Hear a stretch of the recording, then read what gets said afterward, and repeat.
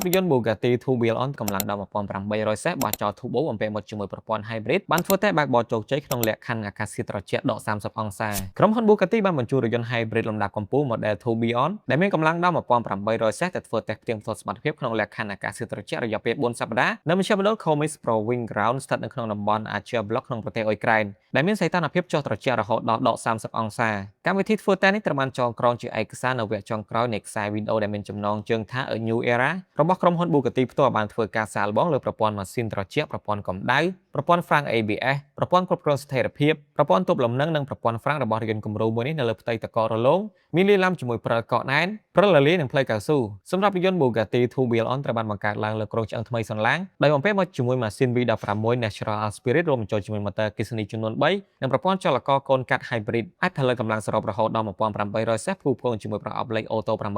ម៉ូទ័រអគ្គិសនីចំនួន2របស់រថយន្តនេះត្រូវបានបំពាក់នៅផ្នែកខាងមុខអនុញ្ញាតឲ្យវាគ្រប់គ្រងការបង្វិលកង់ទាំង4និងបច្ចេកវិទ្យាបែងចែកកម្លាំងបង្វិលចំណែកឯម៉ាស៊ីន V16 វិញគឺបានបញ្ជូនកម្លាំងទៅផ្នែកខាងក្រៅរួមបញ្ចូលជាមួយម៉ូទ័រអគ្គិសនីទី3រចនាសម្ព័ន្ធថ្មីនេះគឺជាការផ្លាស់ប្ដូរចេញពីទម្រង់ម៉ាស៊ីន W16 បំពាក់មកជាមួយ Turbo ចំនួន4ដែល Bugatti ធ្លាប់ប្រើប្រាស់នៅលើគ្រោងឆ្អឹងរថយន្ត Model Chiron និង Veyron រថយន្តចំនួនមុនៗទាំងនោះបានពឹងផ្អែកលើប្រព័ន្ធ Turbo ដើម្បីបង្កើតកម្លាំងខ្លាំងខណៈរថយន្ត Tourbillon បែរជាប្រើប្រាស់ប្រព័ន្ធអគ្គិសនីដើម្បីពង្រឹងសមត្ថភាពការងារម៉ាស៊ីនដែលបានប្រើប្រាស់ Turbo ទៅវិញការរៀបចំរចនាសម្ព័ន្ធបែបនេះគឺដើម្បីត្រៀមប្រជែងជាមួយរថយន្ត Mercedes-AMG 1 Aston Martin Valkyrie Remake Nivera និងប្រភេទរថយន្ត Hypercar អគ្គិសនីដទៃទៀតបន្ថែមពីនេះ Bugatti Tourbillon នេះក៏ផ្ដល់មកជាមួយនូវរបៀបបើកបរចំនួន3ដែលក្នុងនោះរួមមាន Comfort, Sport និង Track អ្វីដែលគួរចាប់អារម្មណ៍បំផុតគឺលោក Sean Sewage អ្នកបើកបរផ្នែកអភិវឌ្ឍជាន់ខ្ពស់នៃក្រុមហ៊ុន Bugatti បានលើកឡើងថាតាមពិតរថយន្តប្រភេទ Hypercar មិនត្រូវបានបង្កើតឡើងសម្រាប់ការបើកបរលើព្រឹលឬទឹកកកនោះទេប៉ុន្តែយើងនៅតែធ្វើការសាកល្បងលើចំណុចនេះឲ្យបានហ្មត់ចត់បំផុតនេះក៏ព្រោះតែវាមានសារៈសំខាន់ជាចម្បងសម្រាប់អតិថិជននិងក្រុមការងារអភិវឌ្ឍដើម្បីធានាថា